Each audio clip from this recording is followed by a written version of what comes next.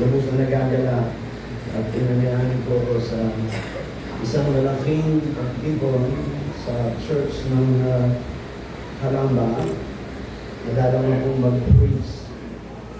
Ano po, na tayo po ay isang-sama. Maraming mga harvesters usually ay meron tayong invited speaker ng mga puti.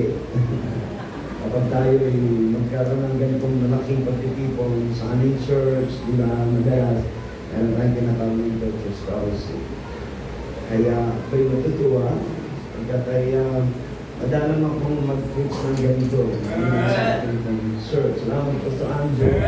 Alam ko, pinagandaan ninyong magpuntido.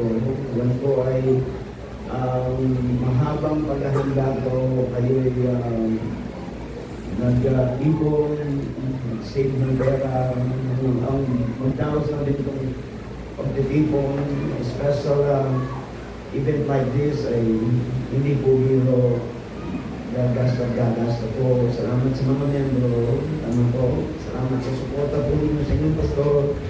Salamat pa sa Anjo. Kaya,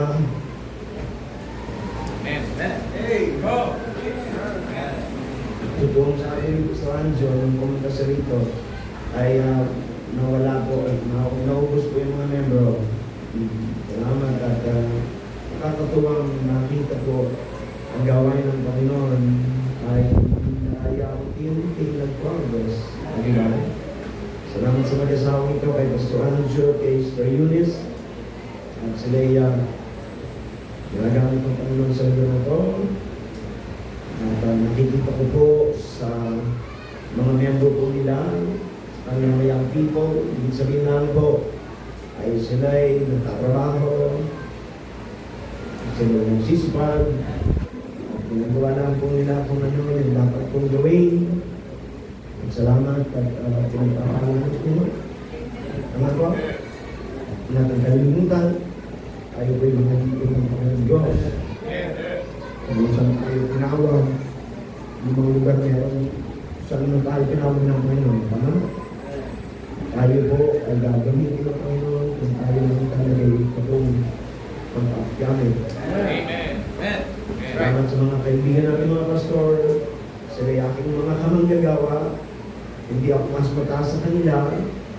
They are just my fellow pastors, fellow laborers in the Lord. They are my partners, they are my friends. At maraming salamat po sa inyong mga membro. Salamat po sa ginawa ng Panginoon sa atin at ginagawa ng Panginoon sa atin at sa mga gagawin pa ng Panginoon sa atin. Sa mga susunod pang mga araw. Maganda naman na si Pastor June Capolinan, siya po yung nagsimula dito. Siya po yung acquire po ng property nito, kasama ko po siya, nagbili namin ito, utang, hindi namin nabayaran. Yan po. Panahon na lang ni Pastor Anjo, hindi ko may mabayaran. Maganda naman siya na-discourage. He got discouraged po, for some reason. Pero ay encourage po siya ng Panginoon. At siya po yung ginagamit ng Panginoon ngayon sa lugar po ng Metro Manila. Ano po? And he's doing a great job din po doon.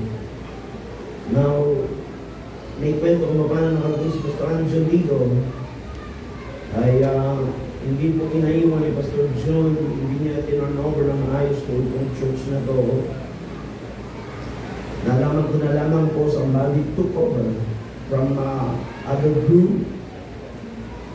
Na-alarma ako, sabi ko, it's not right. Pinumport ako sa Pastor June. Pastor June ay kailangan kong i-take over. Gawain natin nun. Hindi pwedeng i-take over ng sino man hindi ko alam. So, i-cover si Pastor June sumagot sa sarili natin. Ano po? At naintindihan niya ang ibig ko kong sabihin. Then, in-install ko po. Sabi ko po, kay Badanjo, punta ka doon. Kailangan ka doon. Siya po yung aming young people doon, si aming manggagawa po doon. Ginagawa po niya pati paglilinis po ng kubeta. Lahat po na mahirap na trabaho ay ginagawa po niya. Nagpamalengke, sabi niya kanina. Ano po? At malaki po ang kanyang nag-contribute sa ministry po namin sa Binyan. Hindi siya pumunta dito po ng nag-iisa.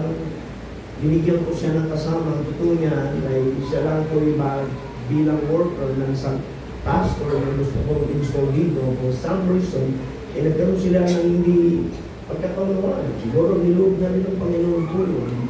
Pero si Anjo, Pastor Anjo, hindi nag-give up. Ano po? He was very persistent. Ano po? To serve the Lord. Sabi ko, you stay there. You prove yourself. Ano po? At ako po yung nagdadala sapagkat he has proven himself. Ano po? Sa nakikita ko ngayon, nakita ko mga yung people dito. Ano po? Na umawit ng napakagandang awit.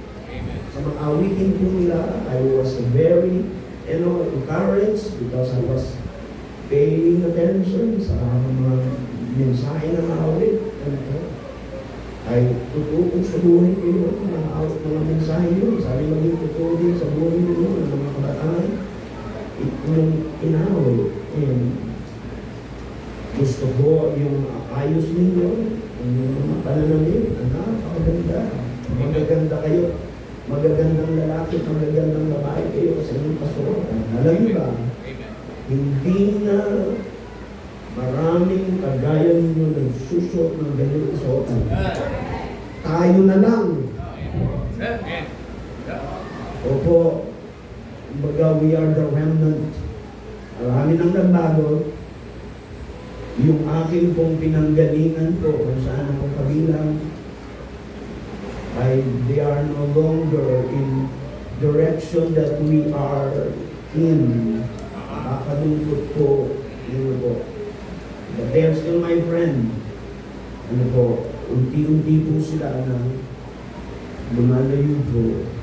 Kapag iti Pastor Anjo, yung conviction, we won't change, we will never change. Opo, sabi ko sa aming church, sa aming mga membro, as long as I am the pastor of the church, I will not change. My Bible still King James, our music still old-fashioned. Ano po, alam naman ako yan, sa inyong church sa music, ano po, our dress, ang sabi ko ay still modest, still believe in modesty. Tama po? Yeah. So, hindi tayo magbabago. Mahalaga po over there yung mga narinig natin kay Pastor Anjo. So, natutuwa ako na pinitulot ng Panginoon na yung makarating dito bagang kapoy nagkasakit. Pero magaling po yung aking doktor eh. At yung aking nurse, ang misis ko po. Napagalitan ako kagabi. Yan po, sapagkat pinahinom ako ng gamot, binibigyan niyo yung kailangan ko para ako bukas ay gumaling. Sabi niya, abay, buti na lang, ay nakinig ako sa kanya, kaya nakatayo ako ngayon dito. Ano po, bagamat hindi pa ako magaling na magaling, sinisipon pa rin ako, inuubo pa rin. Pero hindi nawala ang boses ko. Ano po, bagamat ay medyo namamaus ako, nagpitsa ko kanina umaga, medyo nakahaba din ang konti. Pero narinig niyo pa rin ako, yun po. Bigyan niyo pa ako doon sa labas, ano ba? Tama? Alright. So punta na po tayo sa pinakamahalagang bahagi, ano po, ang mag-aral ng salita ng Diyos. Alam ko, ang ating pong kabalit ay pag-aaral, it's about missions, bagay ito po ay Mission Sunday. At i-expect na ninyo ang ating tagapagsalita ay mag-preach siya sa about mission. Alright? At opo, gusto ko yung inyong pinaka-tema dito sa harapan. Nakita ko ito sa church ng Pastor. Ano po? ba? United we stand, divided we fall. Totoo po yan sa mission. Tumutuo po yan sa church. Totoo po yan sa ministry. Totoo po yan sa paglilingkod. Ano po? Bilang isang iglesia. Gusto ko rin nandun. Pastor Anjo. At may kaugnayan sa ating mensahe po yun. Tama po? Christ's last command is church first concern. Wow! Napaganda. Ano ba? So lumako na po tayo sa ating mensahe. Basahin ko lang po ang ilang talata for the sake of time. Tama? Sa Mark chapter 16 verse 15, very familiar mission verse. Di mo ba? Memorize natin ito. Di mo ba? Sa Mark chapter 16 verse 15. Ang sabi ko, makikayo tayong lahat. Napaulinan po namin sa aming church na pagbabasahin po ang Biblia, magbibigyan tayo ng paggalang. Ano po? Salita ng Diyos. Ang sabi po sa Mark, wala pa ako doon. Mark chapter 16 verse 15. Pagkamat alam po natin ito, pero napakasarap basahin po mismo sa ating Bible. And he said unto them, ang Panginoon Jesus po nagsasalita, sinasabi nito sa kanyang mga apostles, go ye into all the world and preach the gospel to every creature. What a task! Hindi ba? Sabihin nyo, but it's global. Pangangaraw natin ng ibang mundo. Yan ang utos ng Panginoon. That's Christ's last command. Ano po? And church first concern, missions. Wala pong iba. Our church has a lot of responsibilities, but the only concern we have is mission. Preaching the gospel, winning the lost. Ano po? Naintindihan niyo po ba? Tapos sa pa po na aking babasahin sa Book of Romans. Book of Romans, yamang matagal po ang yung paghahanda, Pastor Anjo, sa pagtitipong ito. It's now what time? It's 6:43. Would you allow me to preach on that? Romans chapter 15. Basahin ko lang po ang ilan for the sake of time. Sa verse 24, meron po kung gusto kong pansinin dito. Ang sabi dito, whensoever, si Apostol Pablo po, ang nagsasalita dito, I take my journey into Spain, I will come to you, sa church po ng Rome. For I trust to see you in my journey, and to be brought on my way thitherward by you. If first I be somewhat filled with your company. Then sa verse 28, ang sabi po dito, when therefore I have performed this, and have sealed to them this fruit. At gusto kong pasinin niyo po, ito mga susunod, at babasahin ko, I will come by you into Spain. Ang sabi ko yan, I will come by you into Spain. Verse 30. Now I beseech you, brethren, for the Lord Jesus Christ's sake, and for the love of the Spirit, that we strive together with me in your prayers to God for me. Maraming pong mensahe na gusto ko ibahagi po sa inyo. Pinamagatan ko pong together. Ano yung salitang yun? Missions is possible. Together, missions is possible. Shall we pray? Panginoon Diyos, salamat sa pagkakataon kami ay magtipon bilang yung mga lingkod, yung mga anak bilang iglesia, bilang pamilya. Alito kami, Panginoon Diyos, upang sa ganun ay aming kang salamatan sa iyong ginawa sa buhay namin. Upang kami, Panginoon Diyos, ay makinig po sa iyo, sa iyong gustong ibigin sa amin pa.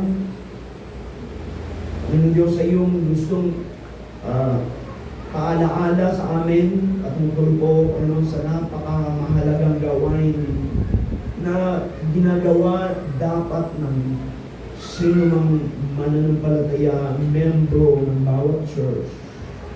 Whether he's a pastor, pastor's wife, children in the family, mga young people, mga magulang, mga kabataan, bawat isang mananampalataya. Panginoon Diyos, salamat sa motto na nakita po namin. Christ's last command is church first concern. That is mission all about. Tulungan niyo po kami ngayon. Gamitin niyo po ako at gawing pagpapala. Ang iyong mga salita ay gamitin niyo mangusap po sa amin. Panginoon, meron dito ng Rahel ay inihahanda. Ipabatid niyo po sa kanya, Panginoon, ang sa iyong tinatawag upang, Panginoon, mag-mission. Panginoon, kami, church, ay lalo pa namin pag-ibigin pa, Panginoon, at pag-mission. Tulungan niyo po kami ngayon. Ito po aming dalangin sa kami sa pangalan ni Jesus. Amen. May all be seated. There is one great truth that is plainly and clearly stated in the Bible, and that is that Jesus Christ died for the sins of the whole world. Klaro po yun. Maliwanag po yun. Payak po yun. Kapatid, na dakilang katotohanan ng kapatid, sinasabi ng ganun ng kasalanan. Nakarang linggo ay sinelebrate natin kapatid yung kamatayan pagkalabing na pagkabuhay na maghuli ng Panginoong Jesus. Now in the familiar verse in the Bible, and you know it, John chapter 3, verse 16, we are reminded that God so loved the world. Mahal ng Panginoon Diyos ang isang libutan, at ang kanyang pagmamahal ay gayon na lang.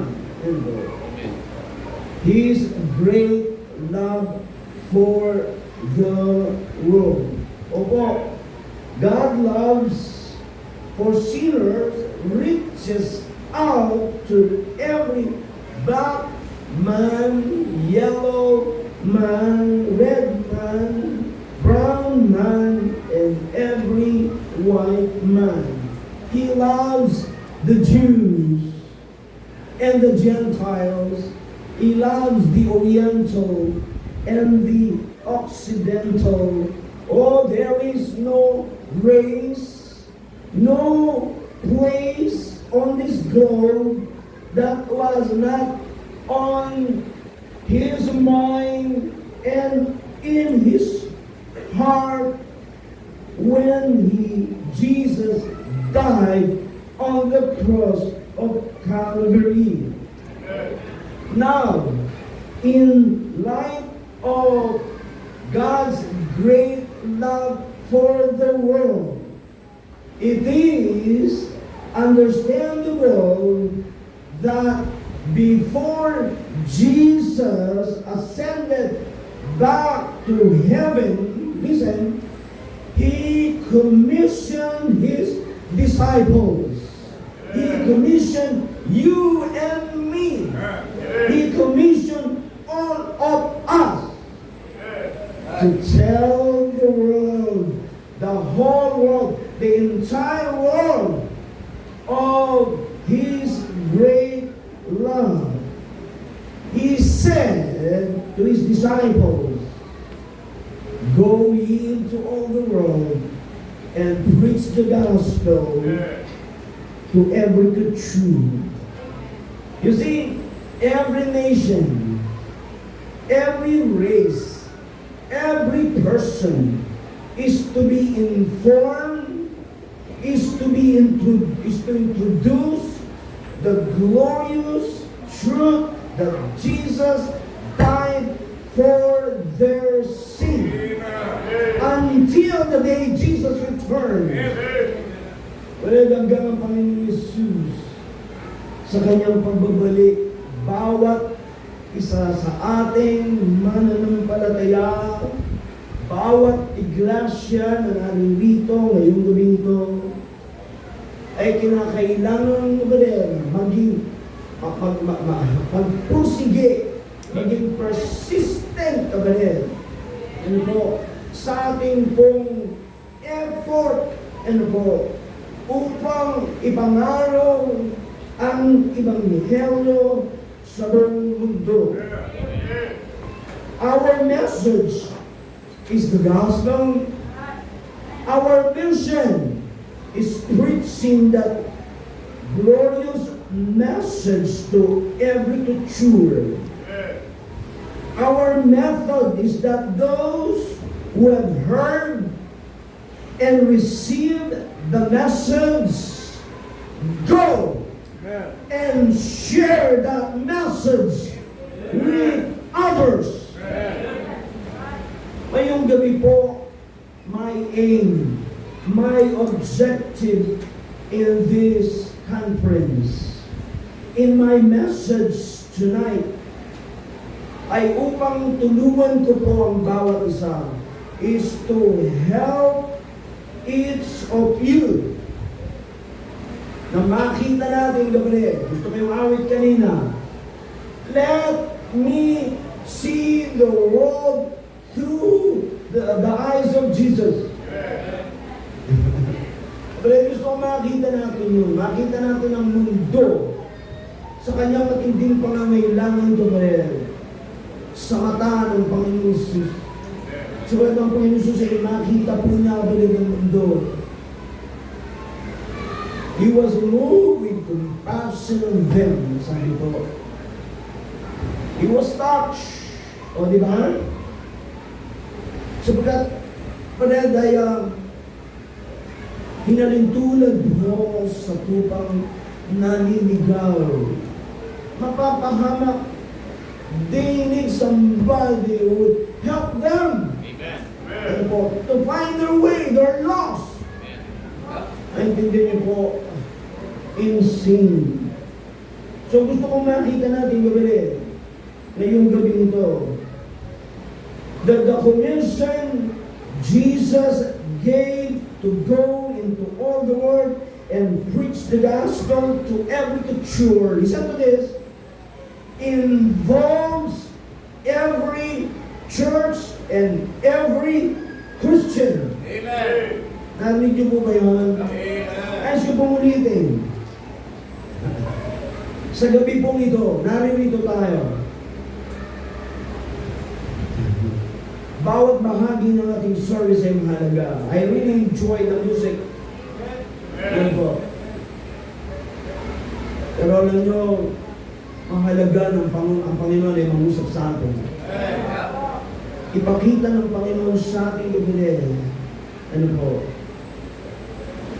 na bago si Kabred siya umakyat sa langit, kinumisyon po na tayo.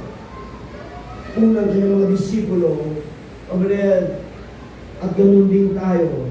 Tama? Upang humayo sa buong daigdig. Ipangaral ang Ebanghelyo, Kabred, sa bawat tao. Amen. At gawin natin ito, kapatid. Mag-involve tayo, kapatid. Bilang isang individual man, anong palataya. At bilang isang iglesia. Ganun lamang magiging posible kung tayo, kapatid, ay maniniwala dito at sama-sama dito. Kung ito, kapatid, ang magiging conviction yan eh. Ano ba? Missions is possible. Opo. Ginawa, kapatid, sa Amerika, nandiyan si Sheriff. Ito pong kapatid, missions emphasis na to, Sunday mission emphasis sa kanila, ginagawa nila taon-taon.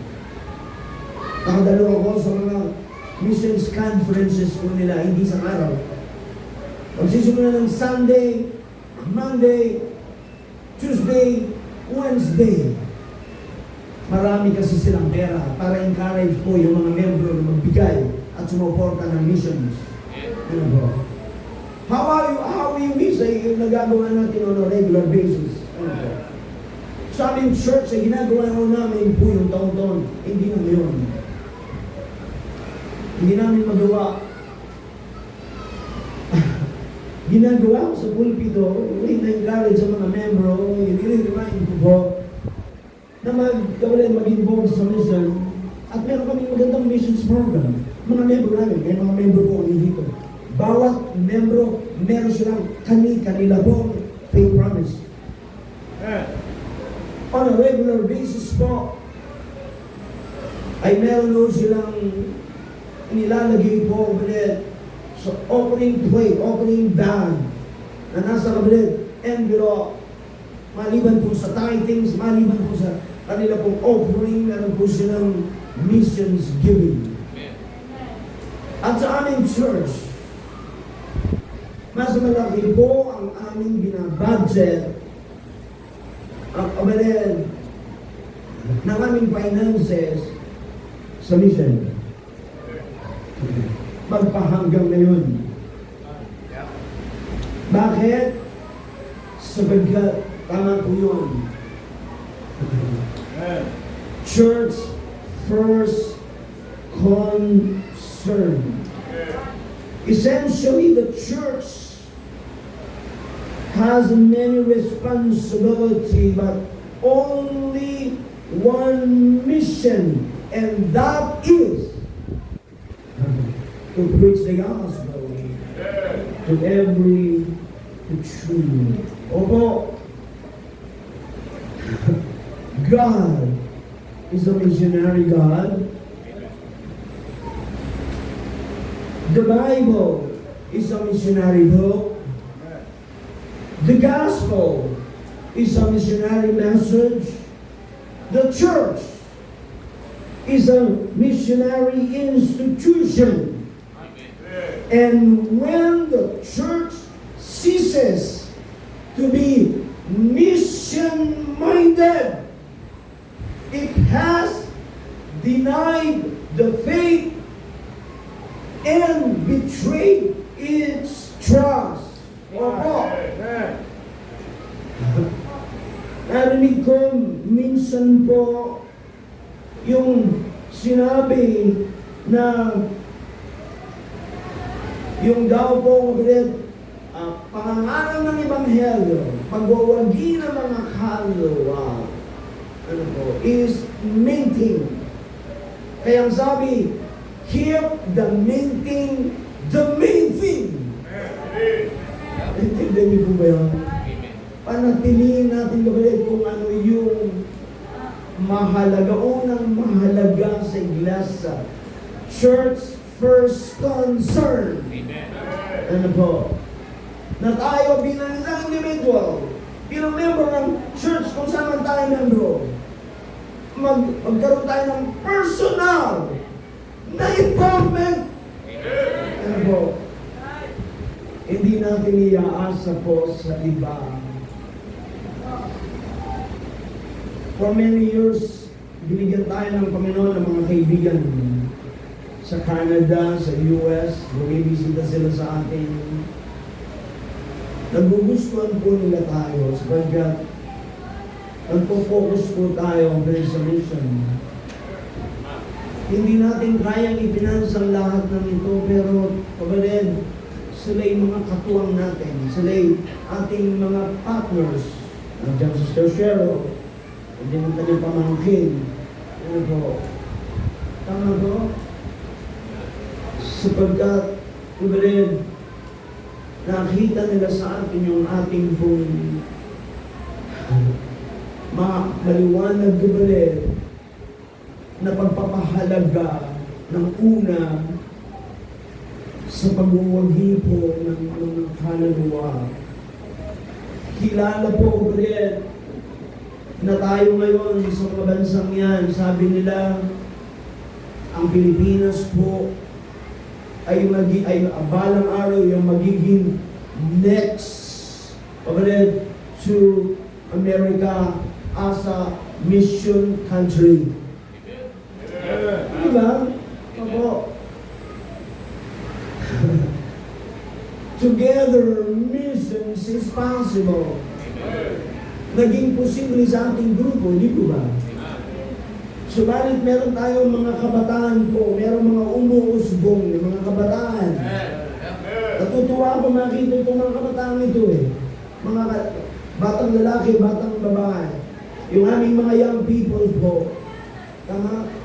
Alam ko, ay inuhubog sila ng Panginoon, inihahanda sila ng Panginoon. Sila po ang ating magiging next missionary. And po, paano kung hindi, kapatid, na tayo mag-involve sa mission? Opo, ginagawa po natin, pero kailangan pa natin ipayuhin pa, kapatid. Amen. Pagbutihan pa. Ano po? Here, the main thing. Opo. Alright? So, tatlong bagay ko, gusto ko ibahagi sa inyo. Hindi isang ko na. In Romans chapter 15, kanina binasa natin ang ilang talata. Mapag-aaralan natin po mula doon kay Apostol Pablo bilang isang missionary. Say, isang uwanang missionary. Si Apostol Pablo. Ano po? Sa kanyang missionary John o Gibiro. In this case, pupunta siya sa Spain. Dadaan muna siya sa Rome, sa mga mananampalataya sa Rome, sa church in Rome. Ano po? Hindi po sa Vatican City, right? Hindi mo siya hingi ng paitulog kay Pope. Ano po? We don't have Pope. Ang ating Pope, ang Panginoon Jesus, wala nang lahat. Walang Pope ang mga Baptist. Ang setup ng Panginoon po ay ito. I am the pastor of my church. Pastor Andrew is the pastor of this church. At wala na pong iba pang nakakataas po sa amin, kundi ang Panginoon. Yan ang setup. Ano po? Ng Panginoon. Basahin yung mga book of the Acts. Ano diba? Yung mga local churches, ang mga local church, meron pastor. Tama? So, pupunta si Pablo sa Spain. Sabi niya sa verse 24, kanina binasa natin, babasahin ko lang po yung ilang bahagi na gusto kong kunin doon. Sabi, whensoever I take my journey into Spain. Alright? So then verse 28, ang sabi niya, I will come by you into Spain. You see, Paul is a missionary on his way to Spain. Tama po. Subalit, mahalaga sa kanya in going to Spain for a missionary journey, gusto niya mag-involve yung church sa kanya, sa pag-mission, ang church doon sa Rome. Alright? So, yan yung kanyang pinupunto. So ngayong gabi pong ito, let's look at what Paul had to say and learn from his word truths that we should apply to our own life as pertains to missions. Three things: the call, the goal, and the aim. The call upon, the goal of Paul, and the aid or help or support of Paul going to Spain, because he's a missionary on his way to Spain. He's a missionary on deputation to Spain. Madaling salita. Ano po? So, unang-una, pansinin natin gabi the call of Paul. Well, alam natin gabi ang pagkatawag ng Panginoon kay Paul. Hindi na ako masyadong magpapakatagal po dito sa verse 16. Paul speaks of how the grace of God has made him a minister to Gentiles, ministering the gospel of God. Sa verse 16. Ano po?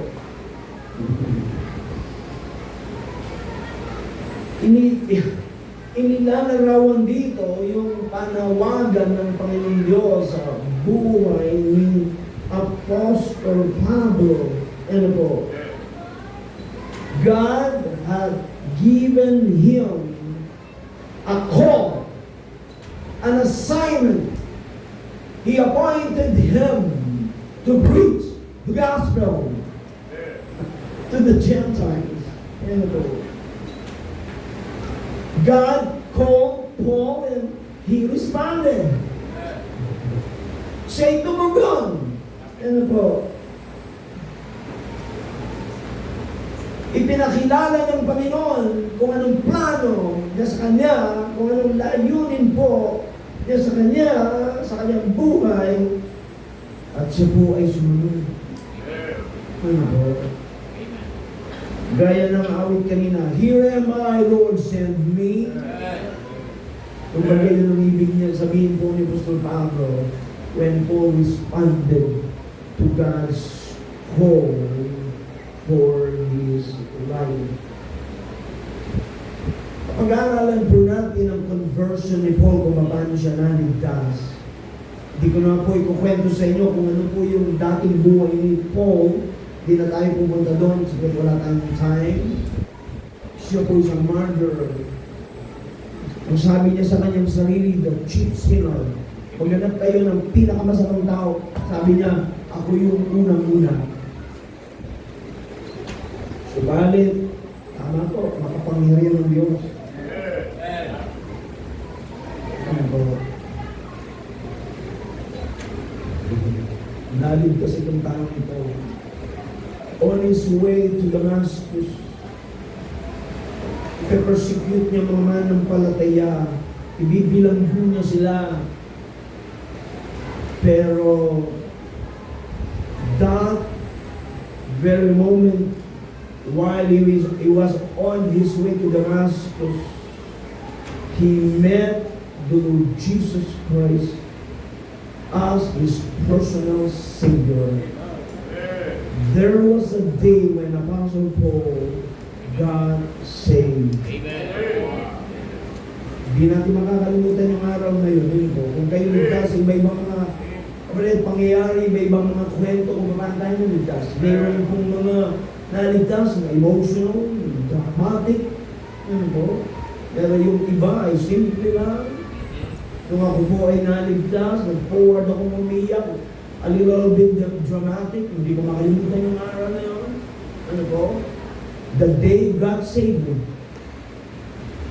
Nagkaroon po ng drastic change sa buhay ko.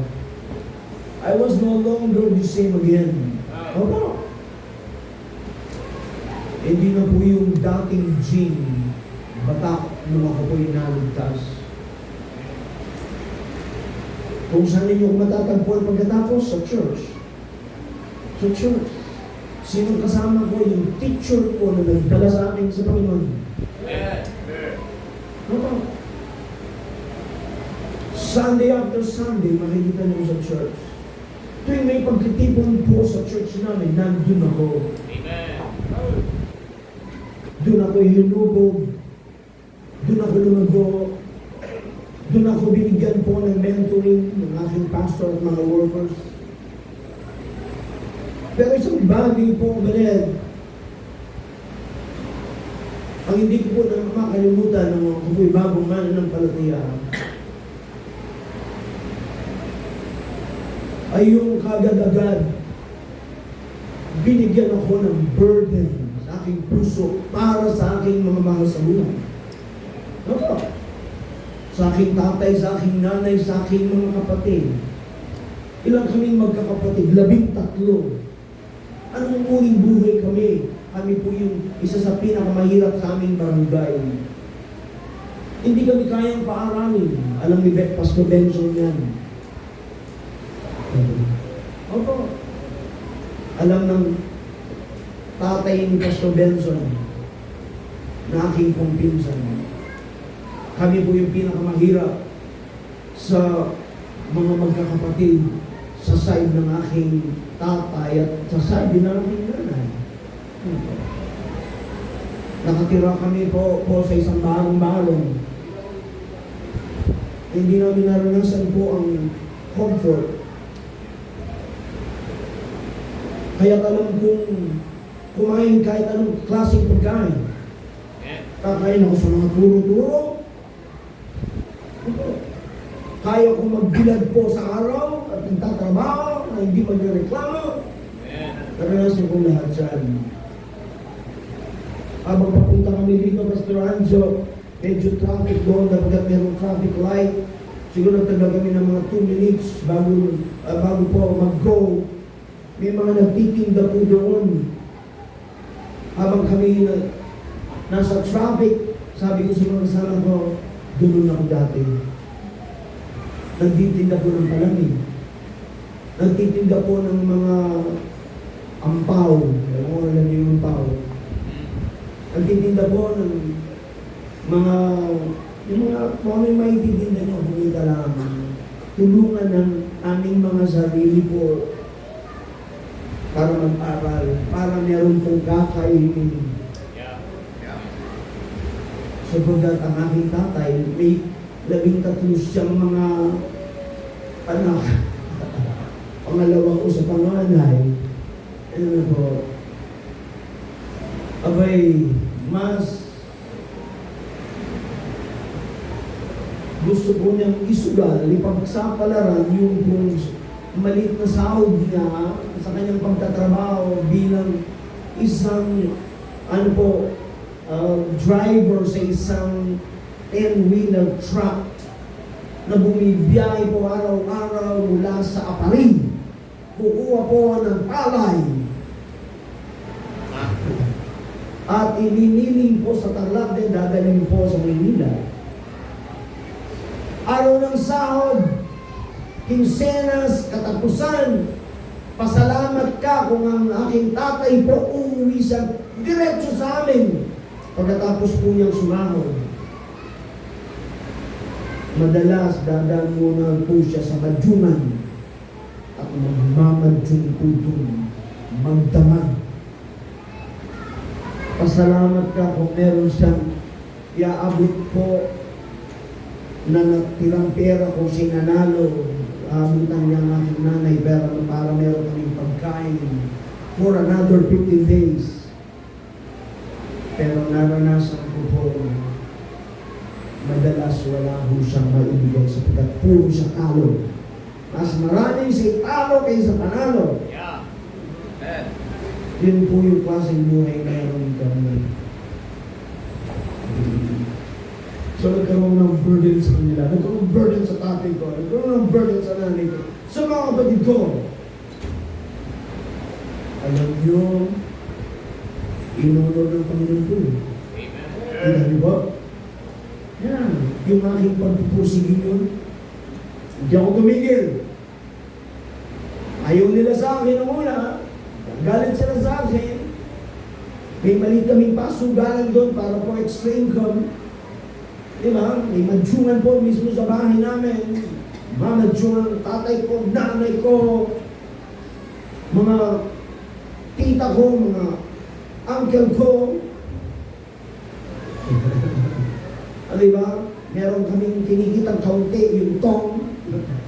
Ang tawag doon. Ano po?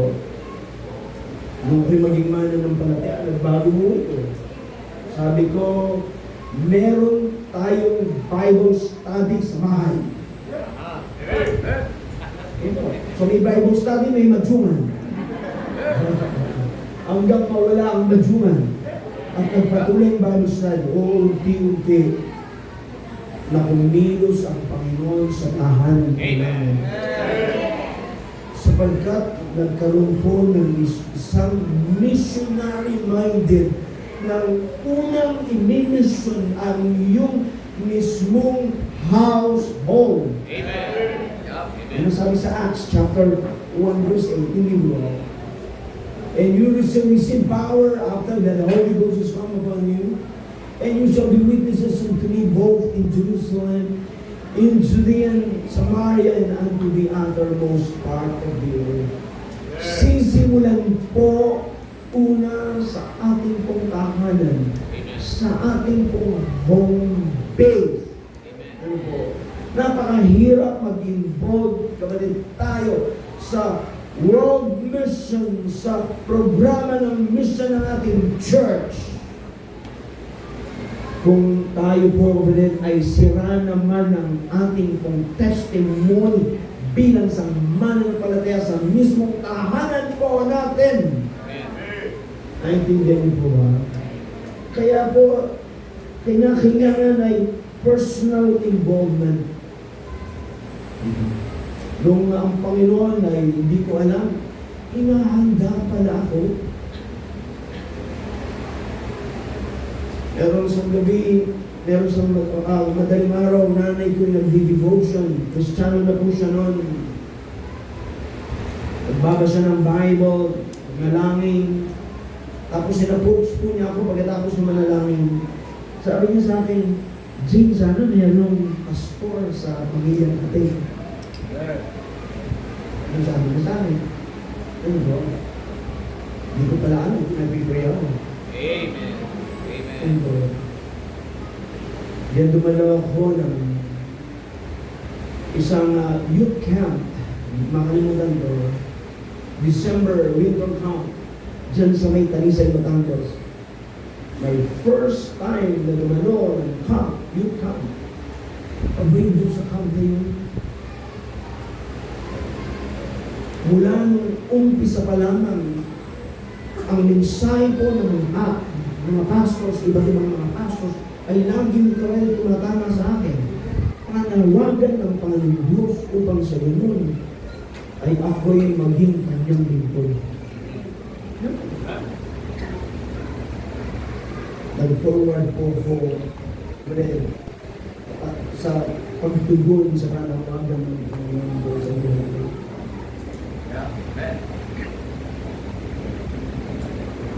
Akala ko madali, hindi pala. Nanibabaw pa rin po yung kahirapan ng buhay namin. Hindi ko magsinunod ang Panginoon, alam mo ba? Kasi bago ako tawagin ng Panginoon, nangarap na po ako. Mga kabataan, ito yung kwento ko sa buhay ko, ha? At ayaw kong hindi nyo makuha itong kwento nito. Sana'y maging aral sa inyo. Hindi ko sinunod ang Panginoon pagkatapos nun. Dapat mag-aral ako sa Bible College, sa Mandaluyong. Pero wala kaming pera. Kaya ako mag-aral sa isang theological college. Bagkus, nagtrabaho ko ng araw, nag-aral ako sa gabi. Huleyo na po ako doon. Kumukuha ako ng civil engineering course. I took up civil engineering course. Sapagkat nung nag-aaral ako, magaling ako sa math. Sabi ko, I will be a successful civil engineer. By becoming so, I could be able to help my family lift up from poverty. Yun ang aking pong mindset. Pwede naman ako gamitin ng Panginoon bilang isang engineer kaysa maging isang pastor. Sapagkat kahit ako po'y nag-aaral, involved pa rin ako sa church. Hindi nang bago po yung aking involvement sa church. Song leader, Sunday school teacher, nagtuturo po sa mga bata. Sabado, kung meron akong time, kasama ko yung mga workers, nagso-soul winning, nagbabago study. Wala pong mga mahalagang gawain sa church na wala ako doon para kamalaya daya mag-involve. Opo. Pero, pinaalala ng Panginoon sa akin, yung kanyang panawagan. Amen. Pag dumating na po sa punto na hindi na po ako pwedeng hindi umoo.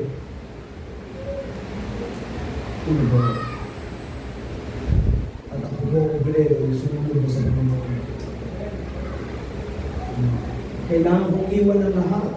Nag-aaral ako sa koleyo pero hinibat ko. Mag-graduate na ako sa civil engineering. Alam niyo po na. Pero 5th year ako, nung ako mag-quit. At nagpastor. Alright? Pinersecute ako ng tatay ko. Hindi ko makakalimutan ang sabi niya sa akin sa Tagalog.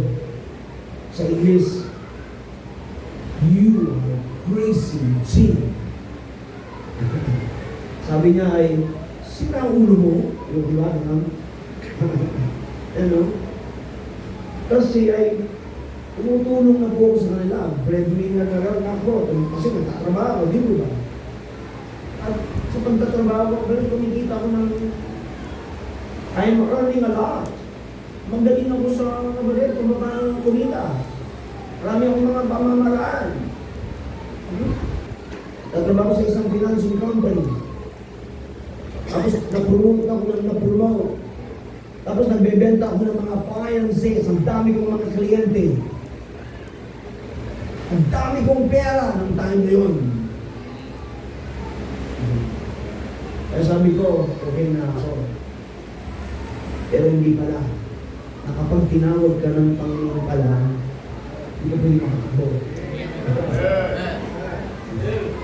So, wala akong magawa kundi sundin po ang Panginoon. Sundin po. Kung tingnan niyo si Apostol Pablo, ano po, pagkatapos na siya ay mandas, agad-agad, abay, nangaral, naglingkod, sumunod, kamaleda, sa Panginoon. Alright? Sa verse 20 ng book of the Acts, chapter 9, verse 20, sa verse 15, ang sabi, His chosen vessel to me to bear my name before the Gentiles and kings and the children of Israel. Amen. See, hinirang ng Panginoon. Amen. A chosen vessel. Then sa verse 20, ang sabi, and straightway, he preached Christ in the synagogues that he is the Son of God. Kita niyo po? God called and he followed. Pagaya po ni Apostol Pablo Abreu, wala sino man sa atin narito ngayong gabi, naririnig ang ating tinig, na hindi tumanggap ng panawagan mula sa Panginoon. Opo, we have a call to serve God. We have a call to be involved in reaching others for Jesus Christ. No exemption. No exemption. Hindi pwedeng hindi kakasama. Hindi pwedeng humiwalay ka. Bawat mananampalataya is called to do this great task and duty. Yes, there is the call to preach the gospel to every creature. The question, have you obeyed the call? Tayo pong lahat ulit ay meron pong tinanggap na panawagan ng Panginoon para gawin ito pong mahalagang gawain pong ito. Ano po? Church first concern. Christ's last command. Naintindihan niyo po. Amen. Punta tayo sa ating pong verse.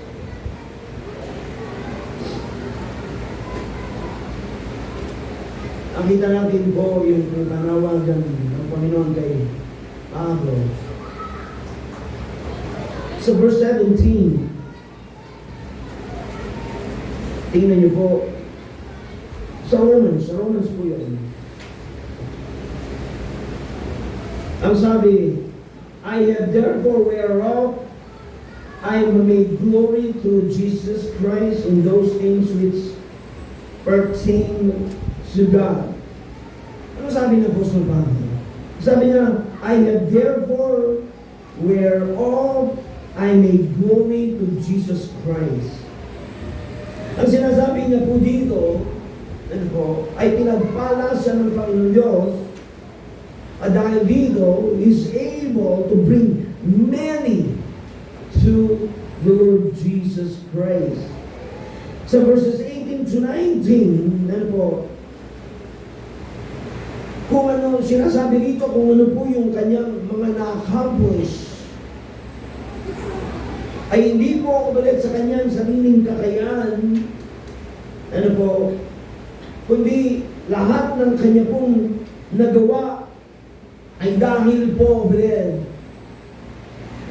sa kapangyarihan ng Panginoon Diyos sa buhay po na.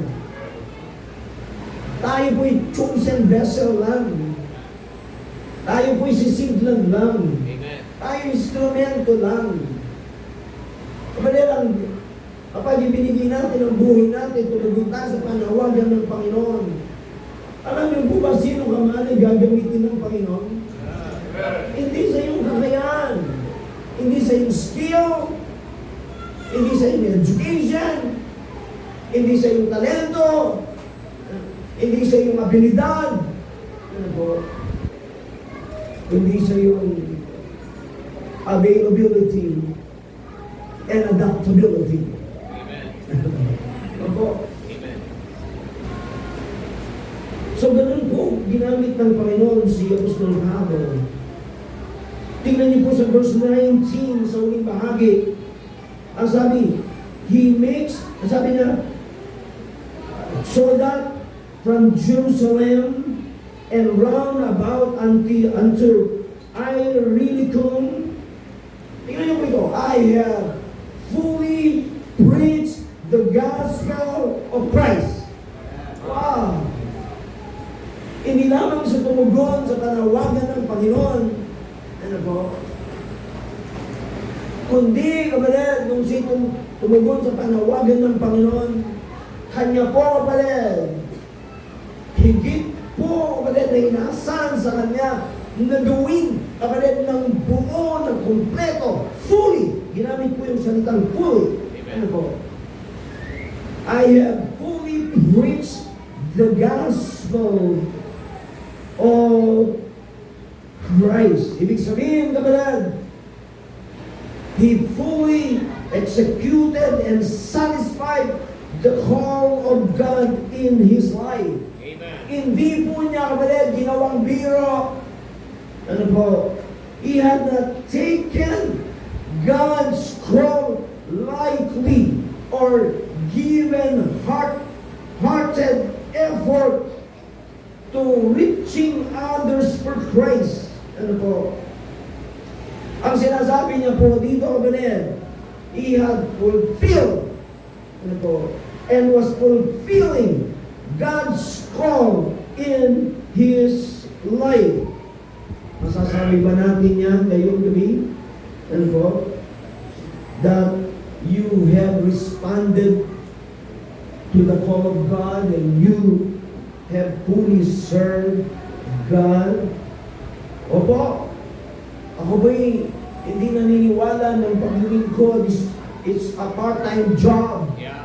Hindi po, kapatid, di even full-time job. It's a lifetime job. Opo, we are to give fully to God's call. Opo. Now, hindi lamang po the call of Paul, the goal of Paul.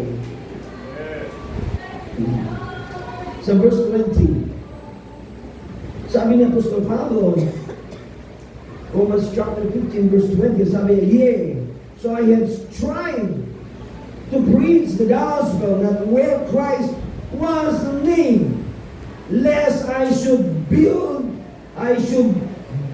upon another man's foundation. Nung binabasa ko ito, sabi ko, ang ganda ng talatang ito. Mukhang meron akong sasabihin patungkol dito. Kasi ang naging prinsipyo ko po ito, magtawagin ako ng Panginoon at magsimula ng gawain, kailangan ako mag-pray sa lugar kung saan ay wala akong Baptist Church. Kung meron man, ano po, siyempre depende po sa lugar, depende sa dami ng tao, at kung meron mga Baptist Church ay depende. Tama? Pero napaka-particular ko po. Pupunta ako sa church, okay. Kung ako'y tatawagin ng Panginoon kung saan wala akong Baptist Church. Pastor Rico, nagsabi ako, buong Laguna, practically. Si Brother Henry, nagpupunta sa ngayon sabi, pero nagpaalam ako sa misis ko, sabi ko, punta ko sa Laguna. Nakituloy ako sa uncle ko sa Binyan. Mayaman yung uncle ko. Pero hindi man ako pinapamusin. Benson. Lolo ni Benson yun.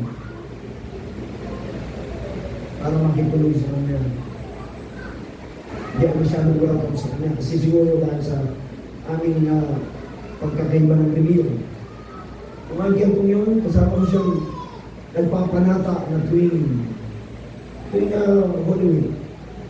Nagpapanata tuwing fiesta doon sa Mexico, Pampanga. Doon po yung aming mga pinanggalingan. Nagpapanata. Kaya nung kay Maligdas, ayaw niyo sa akin. Hindi ko pala alam, yun pala yung lugar na gusto ng Panginoon para sa akin. After many consideration, after survey, sabi ko, pupunta ako sa Santa Cruz, Laguna, sa mga timbayan niya, punta ako sa San Pablo, punta ako sa Calamba, punta ako, ang sabi ko, sa San Pedro, yung mga malaking bayan, mga cities, progressive. Pero may mga churches, ang lalaki. Pumunta ako ng San Pedro, nakita ko ang gawain ng Pastor Rowena. Pumunta ako sa Santa Rosa, nakita ko ang gawain ng Pastor Abdi Torres. Pumunta ako sa Calamba, andyan ang gawain po ni Pastor itong kaibigan natin sa Gindan. Pastor Pino, sa San Pablo, sa Santa Cruz, ano po, ay si Pastor Tan. Sabi ko ay saan kaya dito? Mag-pray ako. Kung saan pala ako nakikituloy, ano po, walang Baptist churches. Pero pa rin, hindi ko alam sa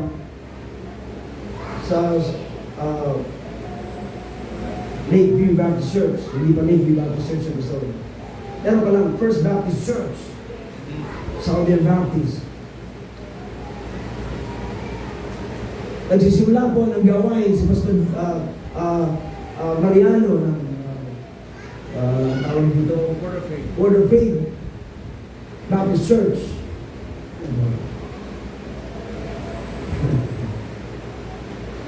Sabi sa misis ko, let us pack up. We are moving. Wala kaming pa-pack up. We have nothing to pack up. Because we have nothing. We have nothing. Ang dali po ulit mag-move out kami at mag-move in sa isang lugar para mag-mission. Sapagkat wala kaming mga kabalid na maraming pwedeng dalhin. Alright? Nag-struggle po. Pero maliwanag sa aking kaisipan, kabalid, nang tinawag ako ng Panginoon para po, kabalid, magkaroon po ng gawain ng Panginoon. Nagsimula po ang Harvesters Baptist Church. Dahil sa ganun, wala kaming pera, wala kaming pagkain, wala kaming magandang tirahan, buko pa kami ng maliit na lugar. Ang mga miyembro namin, Pastor Anjo, mga bata din, nagsimula kami sa mga bata. Yan, sila Michael Bundadora,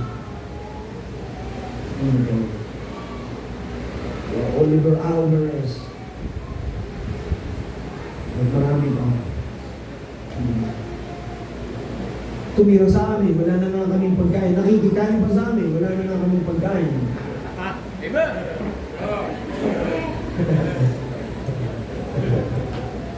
Pero, gagamitin tayo ng Panginoon. Sabi ko, I wanna make a difference in Laguna. Laguna lang eh. Wala sa isip kong Batangas ba? Wala sa isip kong Cavite. Sabi ng ating pastor, Jane, you go to Laguna. You pray for Laguna. Alright? And I end up in Laguna.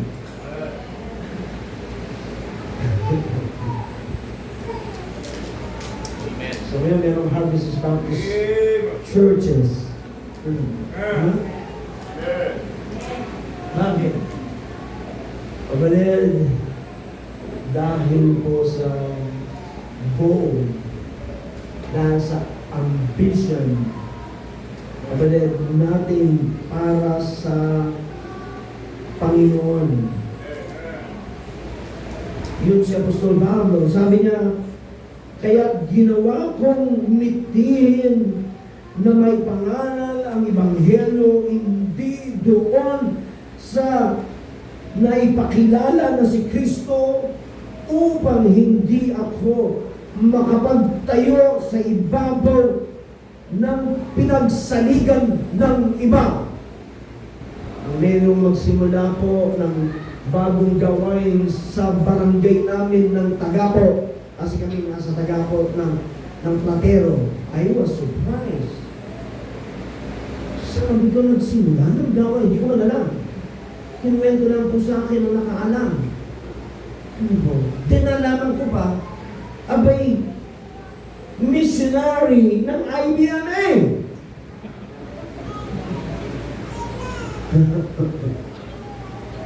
Sabi ko, nagbago ng prinsipyo ng mga tao doon. Kung anong prinsipyo meron ako ay galing sa kanila, nagbago sila. Ano po? For more than a year, hindi ko alam na nagsisimula sila ng gawain po doon. More than a year, doon lang po pumunta sa akin ang sabi, I tried to find you. I could not find you. Sabi ko, sabi ng Biblia, seek and you shall find. Di ba? Eh, hindi ka naghahanap eh. Yeah. Knock and it shall be open unto you. Oh, di ba? Alam mo, pumunta ka lang, tanong mo lang yung, nakita mo yung signboard, nakita ko yung signboard, pero wala daw address. Itinanong mo lang doon, sino man tao doon eh. Sa tagal na namin doon, kilala kami. Hindi ka nagtanong. Para daw po sa nung i-advise ako na nagsisimula sila ng gawain. So na ibig sabihin, nagkaroon ng overlapping dito ba sa gawain. Nagsimula sila, din nalaman ko, yung mga membro naming matitigas ang unong nagsialisan sa amin, ay una nilang naging membro.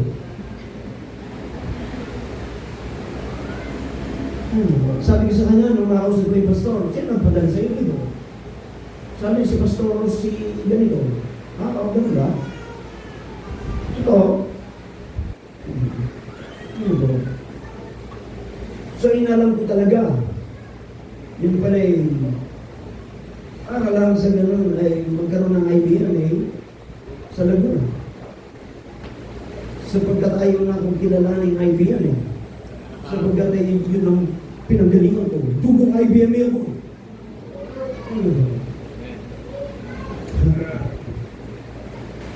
So may kukwento ko, lumabas na yung talata nito. Sabi ko, ito pala yung talata. Di ba? Ang sabi ko, depende, di ba? Pero sabi nyo, sabi niya, nagdami yung mga Baptist churches Ano ba? Dami pang mga lugar po na walang Baptist churches. Yeah. Marami pang mga lugar na hindi pa narinig ang pangalang Kristo. Hindi pa narinig yung pong malinaw na plano ng kaligtasan. Ngayon, walang missionary sa mga lugar na yun. Bakit sila nagsisiksikan sa isang lugar na yun? Competition? Di ba?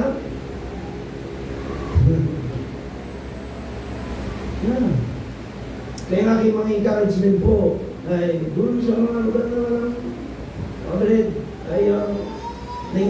marami pang hindi narinig ang pangalang Kristo. Amen. Sinabi ko yan kay Pastor Dennis, then alaman ko na kailangan pa rin po pala ng Baptist Church, magkaroon po ako pinagawain sa lugar ng Nasugbo. Ang Nasugbo sa malaking lugar, at yung mga Baptist churches po doon na hindi pa nagkakasundo, magkaroon sa lugar pa, sa ibang lugar pa kung hindi narinig ang pangalan Jesus. Hindi ba? Amen. So, tanungin mo si Apostol Pablo, buksan mo ang puso ni Apostol Pablo. Ang kanyang puso, ang kanyang passion, ay walang iba kundi ang iparinig, ipangaral ang Ebanghelyo sa mga tao hindi pa narinig ang Ebanghelyo. Hindi mo makabalad, it's just logical, it's just reasonable. Hindi mo ba? Nagawin natin yan sa mundo natin. Meron tayong tinatawag na 2040 window. Ito po yung mga bansa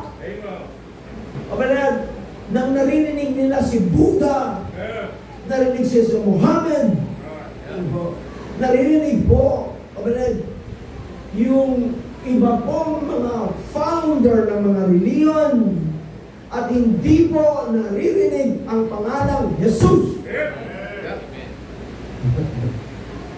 Ano po? Yun po ang ibig sabihin po ng Apostol Pablo. So, pumunta siya ng Spain. Ano po? Pero dadaan din siya sa Rome.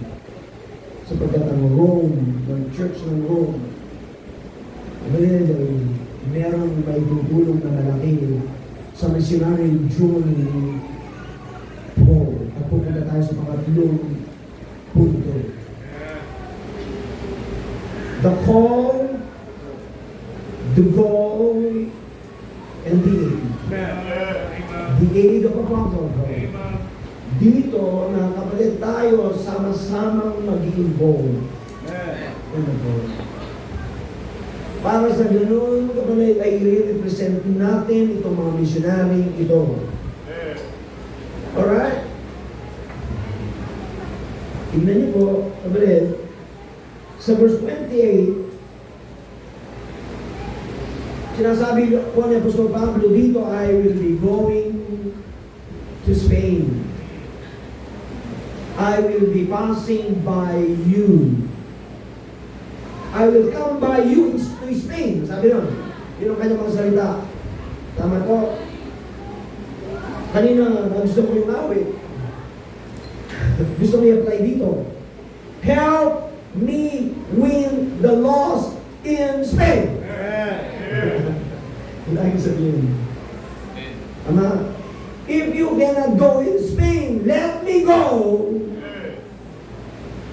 But you go with me by your finances.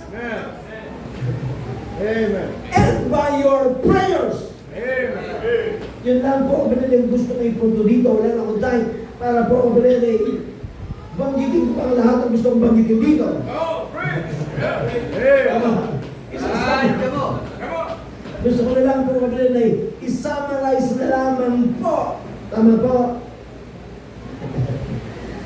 Kung babasahin natin kapatid, sa verse 26, nabanggit po niya rito, yung pong pagtulong nating finances sa isang missionary na pupunta sa mga to. Ang dami po. Pupunta po sa mga lugar sa ating bansa na hindi pa narinig ang Panginoon Jesus. Hindi pa narinig ang mensahe ng mabuting balita para sila maligtas. Tama po. We will go with them with our purse, ng ating bulsa, with our pocket, with our wallet, with our missions giving. Wow. Kailangan natin po dito ang bilhin, yung hindi kuripot sa gawain ng Panginoon. Sige po. Alam niya, natutulong ko ito minsan man sa buhay ko po, ako'y naging kuripot pagdating sa gawain ng Panginoon. Misis ko po ay maluwag po yan sa mga pagdating sa gawain ng Panginoon. Pamilya ko po, kami ng mga naging mananampalataya sa pamilya ko. Pag missionary, maggagawa ng Panginoon, itatratuin po namin po ba ng special treatment. Amen. Kapag meron mga project, mangunguna kami dyan. Pagdating sa mission, mag-i-involve kami dyan. Pagpapalagdan ng Panginoon po. Ganun ang sikreto ng Panginoon kung gusto natin na lalo tayong pagpalain ng Panginoon when it comes to finances. Huwag kuripot. Huwag kuripot sa Panginoon, sa kanyang gawain. Pwede gamitin natin ang ating substance, ang ating tinatangkilik. Ano po? Gagantimpalaan po ng Panginoon. Gagawin kayong, kumbaga, palabigasan ng mga misyonary nito. Di ba napakaganda nun? Alam niyo po ba kung bakit ang Harvesters Baptist Church ay ganito ngayon? Subalit meron sa mga ginamit po ng puso po ay sa mission. Kilala niyo yung member ni Pastor Wood? Sino nakakilala kay John Wood? Kasi magandang halimbawa siya. Nakilala ko po siya sa Canada. Walang-wala ho kami, pero pinipulutan ng mga nakilala ko si Pastor Wood, nakilala ko yung member niya si John V. Hindi siya mayaman. Mahirap lang siya. Ang negosyo po niya, nagbebenta po ng lumang sasakyan habang binibenta niya, ginagamit po niya sa kanyang pamilya. Pinagamit nga niya sa amin. Yung sasakyan yun. Dinrive ko nga yung sasakyan niya nung una kami nasa Canada. So binibenta po niya. Nakilala niya ako, nakilala ko siya. Sabi niya, I wanna help you. Narinig niya ako nag-preach. Siguro, naging emotional ako. Siguro, kaya dahil sa aking presentation ay nabagbag ang kanyang puso. Kung tumulong sa mission, sabi niya, I wanna help you. I don't know why, but I wanna help you. Sabi ko sa niya, can you talk to your pastor about this? Amen. Hindi, seryoso pala siya. Siguro ako tulungan. I was on deputation for a time na yun. Si John Vic, alam niyo, nag-involve po siya sa mission. Fix! Kabalit ang kanya pong tinutulong. Ilang percent? Sa mission, 20%. Ang tithes natin, kabalit ng 10, di ba? Pero maliban sa kanyang tithings na 10%, 20%. Ako. Paano ko nalaman? Sabi ni Pastor Wood.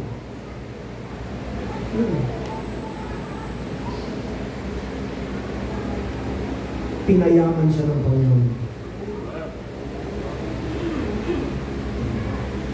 Si John Ginto, isang ordinaryong member ng church, pero nag-involve sa mission. Ngayon po'y isang multi-millionaire kapatid na member ng church. Meron tayong tatlong kapatid gawain sa Cambodia. Meron tatlong gawain sila, ang Harvest Baptist Church ng Canada sa Cambodia. Isa doon si Brother Helen, galing sa atin. Pero sila po pwede ang nagtustos ng kanilang mga pangangailangan doon. Meron silang kanilang mga property po doon. Yung isa'y nandun ako nung bilhin namin. Nagkakahalaga ng $300,000 US. Magkano yun? Times 50.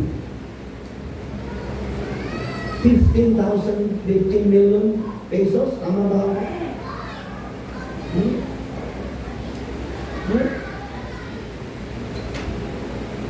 Galing kay John V. Binili namin yung pong property sa Binyan. Wala naman kami kakayang bumili po ng property ng Tanya. At meron kaming program, bibili lang kami ng 200 square meters para Boris, hindi mo ba?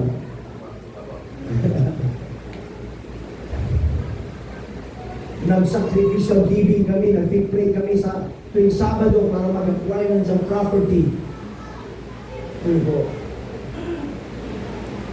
Pero nag-involve po ang church ni Pastor Wood through John V. Bumili kami ng property po na nagkakahalaga ng 6 million pesos noong time na yun. Galing kay John V. Kaya ang ganito ay pinagpala ng Panginoon ko. Bakit? Malaki ang naging bahagi po niya sa mission sa kanyang finances. At maraming mga gawain na natayo. Ang Harvest Baptist Church Canada, isa po sa pinakamaliit na church nung una kong pumunta doon, ang member niya ilan? 11 families. Tinake-on ako para suportahan. Sabi nga, malaki ang puso ng aming church pagdating sa mission June. We will support you. Amen. Ngayon, ang sinusuportahan po nilang missionary ay sa buong mundo. Si Pastor Wood, retire na siya, pero nakakarating po siya sa Ireland, nakakarating sa Iceland, nakakarating sa Mexico, Africa, sa Cambodia, Vietnam, taon-taon sa Pilipinas. Ano po? At sabi niya sa akin, mas malaki ang aming perang mula sa church namin ay binibigay namin sa mission. At pinagpapala sila ng Panginoon. Yung church mo nila, kapatid, pinakamalaking church ngayon, sa pinakamalaking church ngayon sa buong Canada. One, mission involvement. Personal involvement in missions. Yan po ang kapatid. Sabi sa verse 20, di ba? Verse 26. For it hath pleased them of Macedonia and Achaia to make a certain contribution for the poor saints which are at Jerusalem. Ibinidescribe niya po sa Paul dito ang yung ilang mga churches na nagpadala sa kanya ng financial gift. Ano po? Ito yung mga believers sa Jerusalem na ginawang halimbawa upang sa ay encourage po niya yung pong church sa Rome upang sa ganon, kapatid, ay tulungan siya, kapatid, to help him win the lost in Spain. Alright? Yun po, kapatid. Ibig sabihin, yung salitang contribution po dito, kapatid, na ginamit ni Apostle Paul speaks of partnership through their giving. They were being partners in the work of missions. Ano po? Naintindihan niyo po? So, tinawag tayo ng Panginoon Diyos sa mission, pero hindi tayo tinawag bawat sa ating kapatid na tumungo sa mission. Amen. Para na magkaroon ng missionary journey. Pero meron tinawag ng Panginoon. Hindi ko alam kung sino. Ano bro? Ikaw ang makakaalam. Nalaman ko. Hindi ako makatakbo. Ano bro? Hindi ko gusto. Sinubukan ko umiwas. Pero tinawag ako ng Panginoon. Naging mayapa lang ako, naging masaya lang ako. Ano po? Nung ako'y nasa kalooban ng Panginoon sa kanyang panawagan sa buhay ko. Subalit, kung hindi man tayo, kapatid, tinawag ng Panginoon upang mag-mission sa mga lugar na to, sa bansa natin at sa labas ng ating bansa, sa iba't ibang bansa, sa 1040 windows. O, diba? Ay, every believer, ano po, can be a partner with those who are called by making a contribution that enable these missionaries to go. Ganun lang kasimple. Tama po. Kung hindi tayo tinawag ng Panginoon Diyos sa mission field, tama? Tinawag naman tayo ng Panginoon kapatid na magbigay ng ating pong faith promise, ng ating pong mission giving, so that those that are called can go. So dinala ko ng Panginoon sa Pinas, sabagat may kapatid, merong nag-partner sa akin.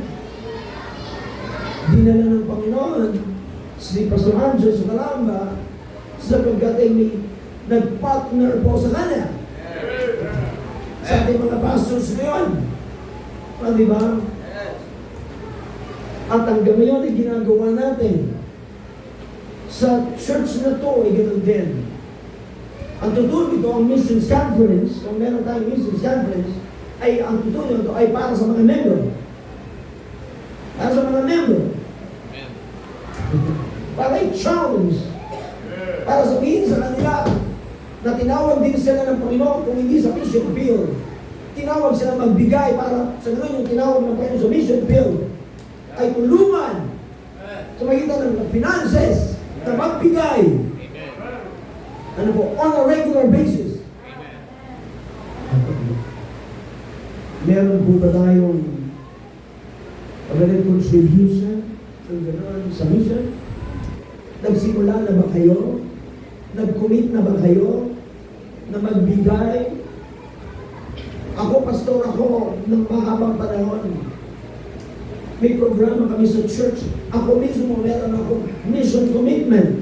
Ang misis ko meron. Mga anak ko meron. Ano po? Kayo, sa church na to, kayo sa ibang mga churches, ano ba?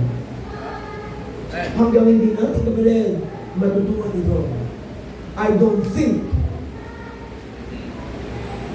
yung pong ating pong pinaka-tema dito, together, missions is possible.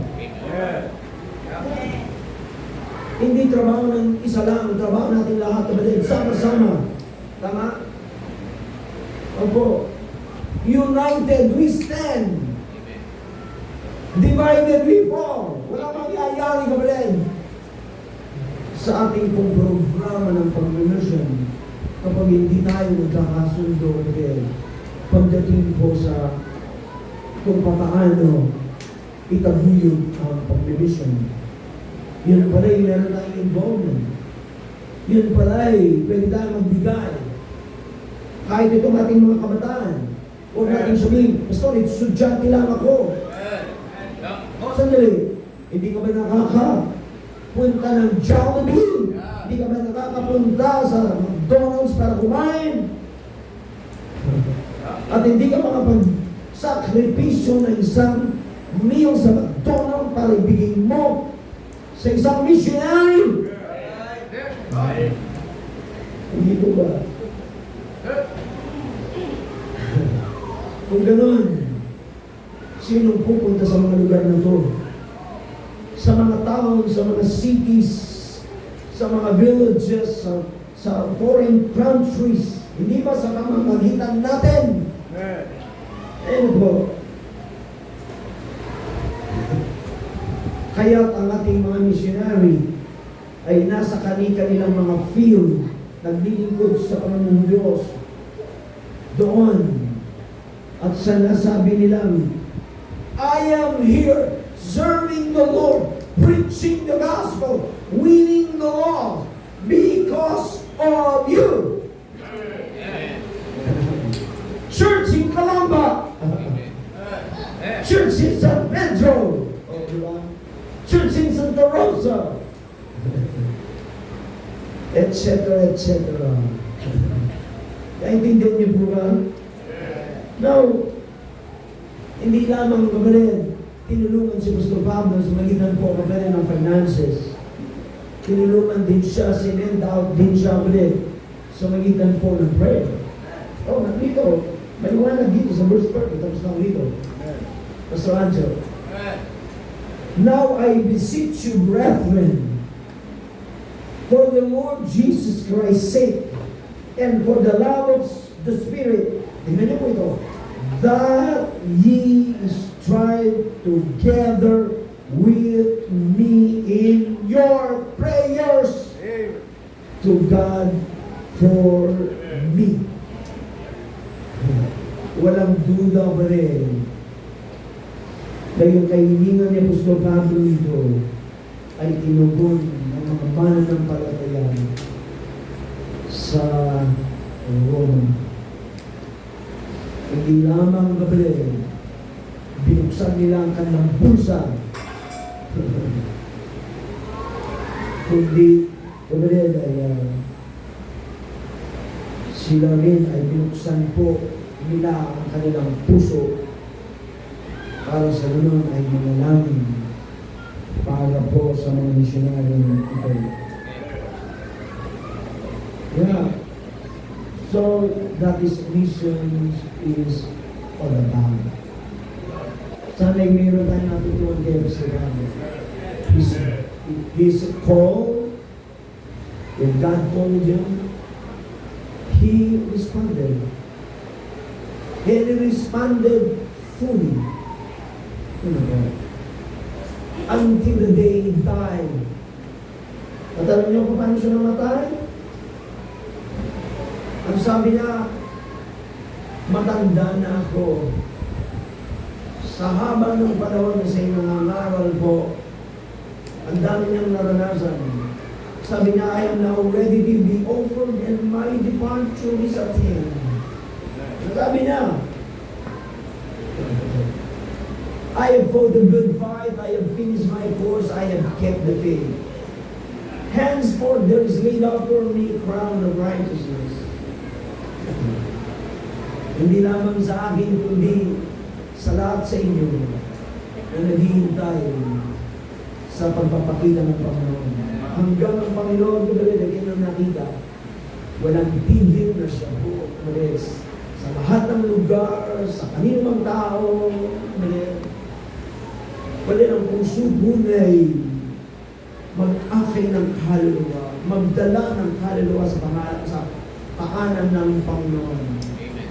He was a great missionary in his time. Ano po? Alam ko, Panginoon, tumatawag pa rin siya sa ating kapatid ng missionary, maaaring hindi kagaya ni Apostol Pablo. Pero alam ko, God has a call for you to preach the gospel. Whether you are a missionary, kapatid, on the field, or you can be a missionary by sending through your giving and prayers that missionary to go to the mission field. Maintindihan po ba natin? Ano po? That's the aim. The call, the goal, and the aim. Ano po? Help me to win the lost. Sabi po ng mga missionary pong ito, kabali. Pupunta si Pablo sa Spain sa magitan po ng kanilang financial gifts at sa magitan po ng prayers ng mga mananampalataya sa Rome. Sino, kabali, ang tutungo sa mission field? Ano po? Sa pamamagitan po ng yung giving at ng yung praying. Tama po, sa church na to at sa ating pong mga churches. When was the last time na tayo pinag-involve sa mission?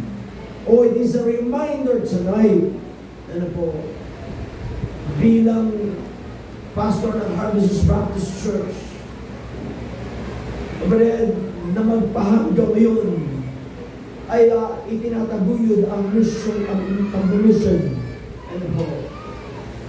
Let us together make missions possible. Kaya salamat po sa mensahe ito, pagpalain nga po sana sa ating mga puso, sa mga puso sa inyo.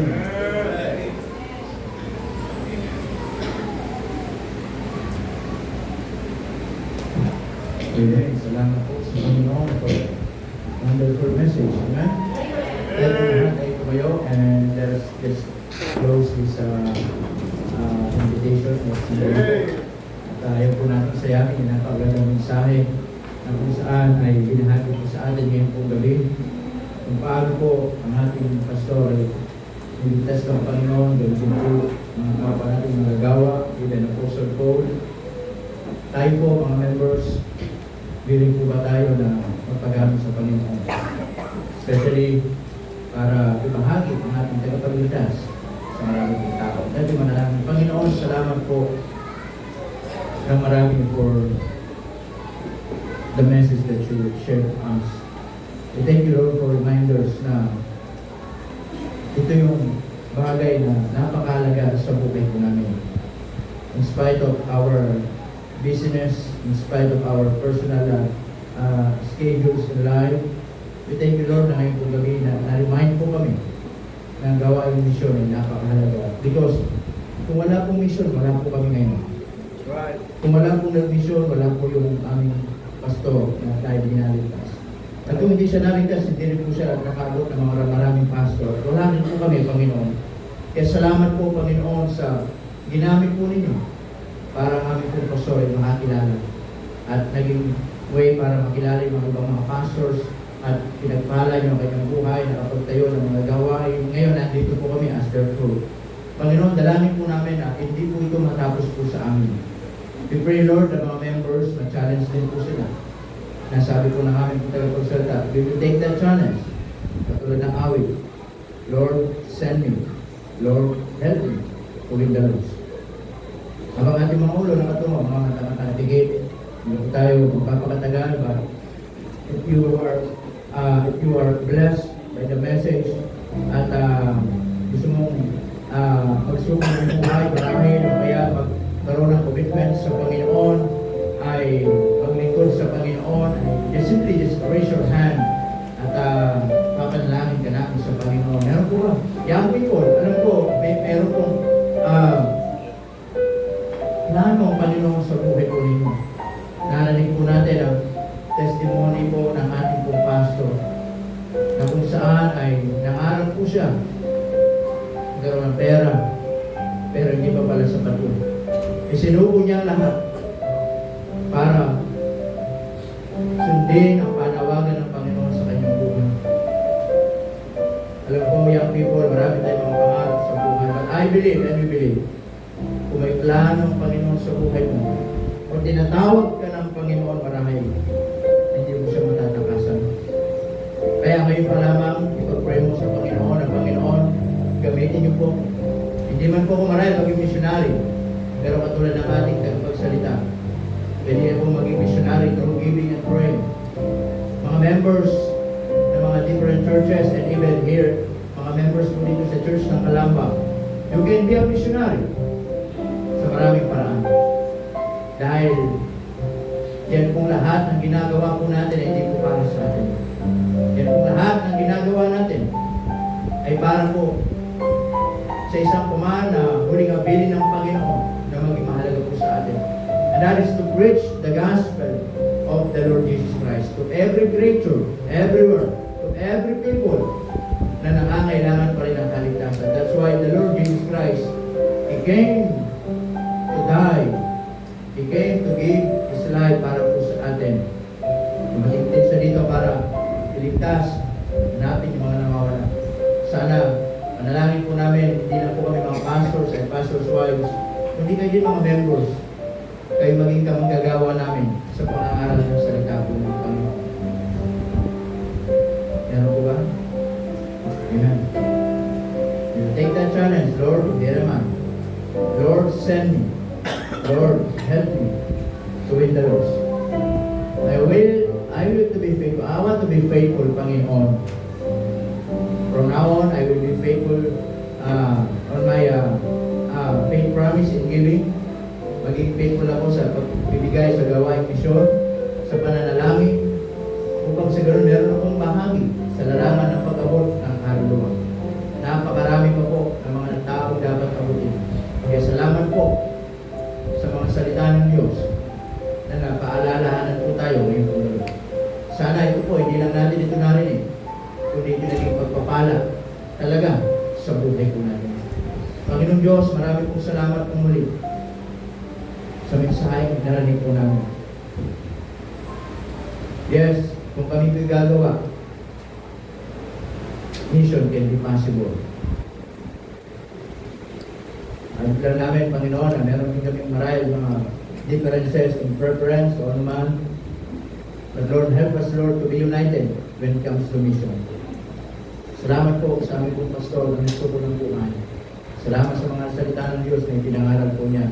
Salamat sa kanyang pong buhay na napakinggan po namin kung paano po niligtas ang kanyang buhay, Panginoon. Na tunay nga na ito'y naging challenge, naging pagpapala, hamon, para po sa amin, for us to be faithful, to keep on sa aming pong buhay. Pagpalagi po ang kanyang pong buhay, and also sa kanyang pong may bahay, kay Ma'am Len, sa lahat ng mga anak, pamilya, and especially sa napakalaking responsibilidad, napakalaking ministry gawain na iniatang ninyo sa kanila pong mga balikat na hindi po biro, hindi po madali. Pero salamat, nakita po namin, hindi po sayang. At nandito kami ngayon as a result sa ministry na pinagkahatiwalaan niyo po sa kanila. Pagpalain niyo po kami, pagpalain niyo po bawat isa sa pangalan ni Jesus. Amen. Amen. Praise the Lord. Are we blessed? Amen. Amen. Take your seat. At tayo po dadako na po sa ating siyempre tayo mga baptist, hindi pwede ko lang